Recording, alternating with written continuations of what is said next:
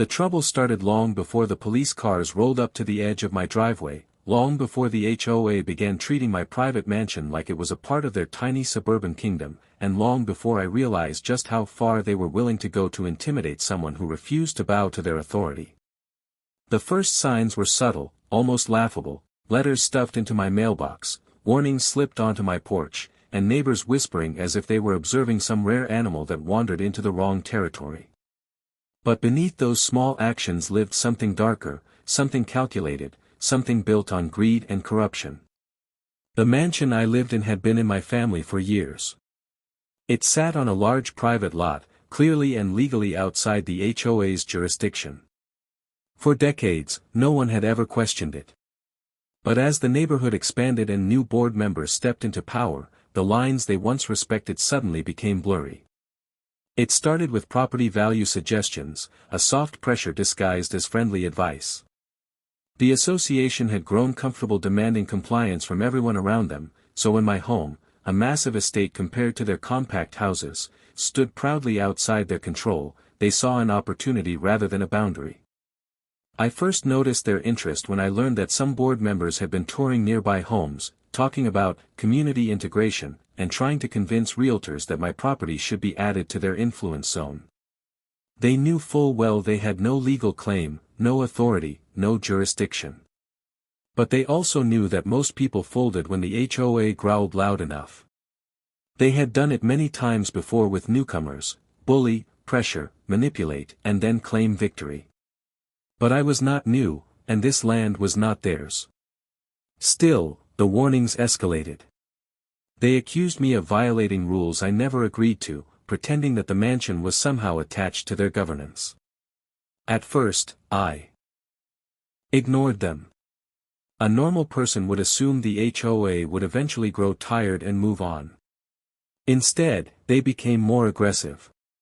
They began sending fabricated violation notices, claiming issues ranging from landscaping to structural concerns. They even mailed me a bill for annual dues, written as if I had always been part of their community. I knew exactly what they were trying to do. When intimidation didn't work, they planned to escalate until I finally gave in. But they didn't expect that I kept every letter, recorded every incident, and documented every attempt they made. The moment they crossed the line legally, I would be ready. Unfortunately for them, they crossed it much sooner than even I anticipated. One morning, I discovered HOA members walking around my property as if they owned it. They were inspecting the mansion, measuring sections of my land, and taking photos. They acted like officials surveying government land. It was clear they intended to claim authority over me by force of presence alone. When I confronted them, they didn't back down. Instead, they doubled down on their false narrative, insisting that my refusal to follow their rules was a serious offense. Their confidence came from a belief they had perfected over years, the belief that anyone they targeted would either submit or run. But I didn't submit. And I didn't run.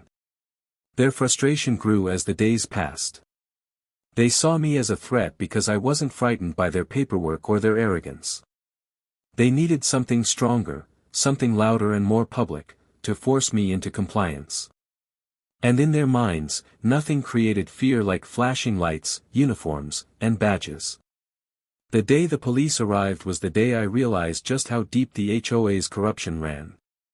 It was early afternoon when 2 patrol cars pulled into my driveway, blocking the entrance as if responding to a crime scene. The officers stepped out with serious expressions, scanning the property like they expected chaos. The neighbors peeked from behind curtains, some of them already believing whatever lies the HOA had spread.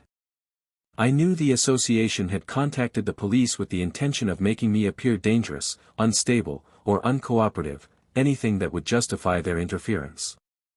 The officers informed me that the HOA had filed a complaint claiming I posed a threat to the neighborhood, that I refused to follow safety guidelines, and that I was violating community rules. The accusation was not only false but absurd. They had fabricated an entire narrative, hoping the presence of law enforcement would corner me. It was their boldest move yet, and they expected me to crumble under pressure. They thought the appearance of cops would be enough to scare me into signing whatever documents they wanted, acknowledging their authority, or letting them take control of my mansion. But what they didn't know was that I had been preparing for exactly this moment. Over the months, I had gathered evidence, emails, recorded conversations, security footage, copies of their false notices, and even the footage of them trespassing on my property. I kept everything organized, time-stamped, and secured. If they pushed this far, I was ready to push back even harder. The officers quickly realized something was off when I calmly provided documentation showing that the mansion was legally outside the HOA's jurisdiction. They looked increasingly uncomfortable as they went through the paperwork. They saw the pattern of intimidation. They realized they had been used as pawns in a petty power struggle orchestrated by a desperate board. But the real turning point wasn't with the officers. It was with me. That moment, standing there with 2 police cars in my driveway because an HOA didn't like that they couldn't control me, ignited a resolve I didn't know I possessed. They had underestimated the wrong person. This wasn't about warnings or notices anymore. This was about exposing how far they were willing to go and how many people they had done this to before me. As the officers finally left, embarrassed and apologetic, I made a decision. I wasn't going to let the HOA walk away from this with excuses or empty apologies. I was going to uncover everything, every scam, every illegal action, every lie, and bring it all into the light. The HOA had started a war, and they had no idea what was coming next. The days following the police incident shifted something inside me. What had once been an annoyance had now become a mission. The HOA had crossed every imaginable boundary, and instead of retreating, they escalated their tactics as though intimidation was the only language they understood. But intimidation only works when the target feels powerless. And now, with the truth on my side and the evidence in my hands, I felt anything but powerless. The neighborhood buzzed with rumors. Some people whispered that I had caused trouble. Others quietly approached me, sharing their own experiences with the HOA's aggressive control tactics. I learned quickly that I wasn't the first to be targeted. I was simply the first who didn't back down. The board had a reputation for pushing homeowners until they either paid up or moved out. They used fabricated fines, manipulated bylaws, and exaggerated violations to squeeze every dollar and every ounce of obedience they could from anyone living within reach. The more stories I heard, the clearer the pattern became. The HOA wasn't just overreaching, they were operating like a small, organized system designed to extract money, influence, and control. And my mansion, standing just outside their jurisdiction, challenged their authority in a way they couldn't tolerate. They believed that if they could claim me as part of their community, they could increase the value of the entire neighborhood by boasting that the landmark mansion belonged under their governance. It wasn't about safety, rules, or order. It was about money, power, and ego. But to expose them, I needed more than accusations and anecdotes. I needed proof of their systemic wrongdoings. And I soon discovered that their confidence had blinded them to one dangerous flaw: they had grown sloppy.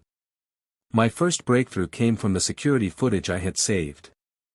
For months, I had recorded board members trespassing, snooping, and photographing the mansion. One clip showed the HOA president and the treasurer walking around my backyard with a clipboard, pointing at areas they claimed were non-compliant. Another clip revealed them discussing ways to pressure me financially. These were small pieces, but they were the threads of a much bigger web. I followed those threads deeper. I reviewed every violation notice they had sent me.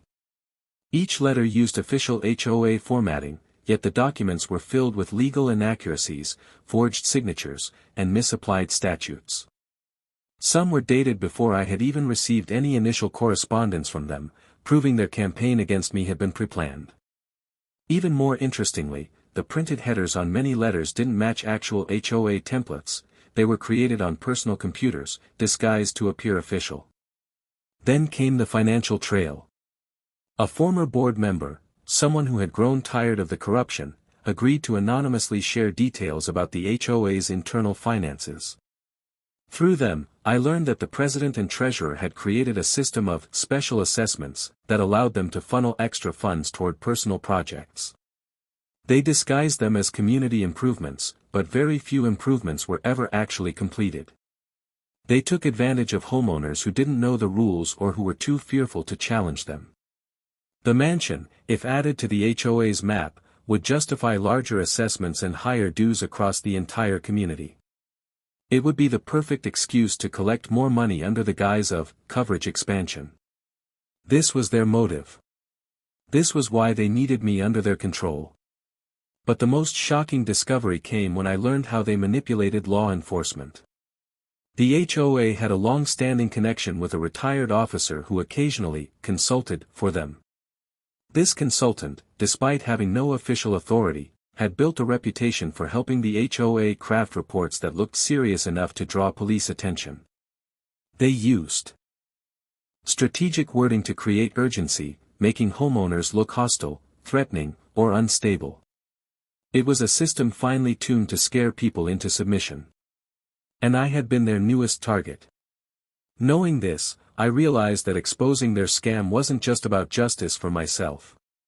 It was about protecting every homeowner they had ever intimidated. The police incident wasn't an accident, it was a pattern. And I needed to prove it. With that goal in mind, I began organizing my evidence into a clear timeline. Every letter, every recording, every document went into a folder. I labeled everything meticulously, creating a map of their corruption that even an outsider could immediately understand. The deeper I dug, the more confident I became that the HOA had grown too bold, too reckless, and too arrogant to hide their actions any longer. But the HOA was not done with me. As soon as they realized that the police visit hadn't scared me into submission, they launched a new campaign, one designed to isolate me in the community. Flyers appeared around the neighborhood claiming that I was a threat to neighborhood harmony. They accused me of refusing to cooperate with community rules, even though no such obligation existed. They hinted that my mansion was bringing down property values, a claim so absurd it bordered on laughable. They even suggested that I had hostile tendencies, using vague language that allowed them to hide behind deniability. But instead of turning the community against me, their desperation started exposing them further. Neighbors who had kept quiet for years began to speak out. They knocked on my door, sent messages, and shared stories. Some told me about unlawful fines. Others showed me letters strikingly similar to the fraudulent ones I received. A few admitted they had paid money simply out of fear. Their stories painted a picture of an HOA that not only abused power but profited from fear. The more homeowners I spoke with, the more determined I became. What had started as a personal fight had now turned into a mission to dismantle a corrupt system. I realized I wasn't just dealing with an organization that wanted control, I was dealing with a group of people who believed they were untouchable. But they were wrong. Armed with evidence, community testimonies, and a growing group of supportive neighbors, I prepared for the next step. I knew that exposing the HOA publicly would trigger an intense backlash, one more aggressive than anything they had attempted before. They had already shown their willingness to use police, lies, and intimidation. They would not simply surrender when their power was threatened. As I organized my files late one night, a new thought entered my mind, one that solidified my path forward. The HOA had built its strength through secrecy. If I wanted to defeat them, I needed to take away the one thing they feared most: exposure. And as I looked at the growing pile of evidence on my desk, I knew exactly where I had to start. The preparation took days, but every hour I spent gathering evidence sharpened my resolve.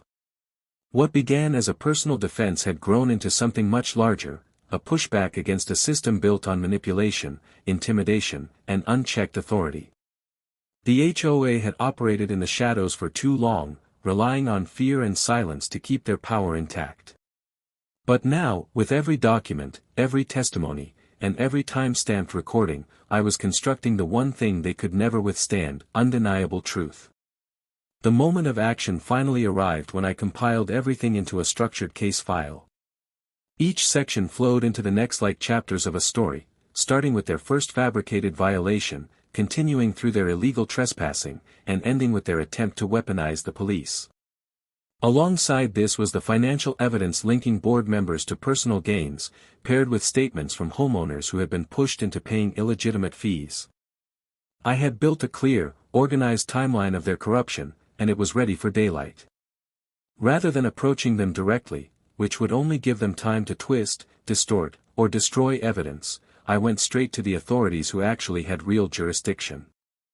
I delivered a full digital and physical copy of everything to the county office responsible for HOA regulation. I provided another copy to a local attorney who specialized in property law and homeowner rights.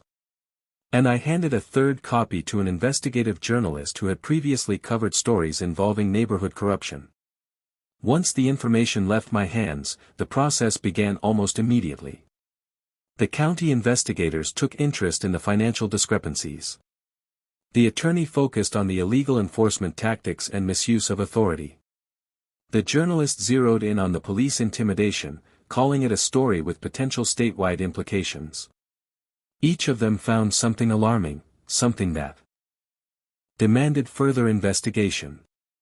And because the evidence was clear, organized, and overwhelming, none of them hesitated to act.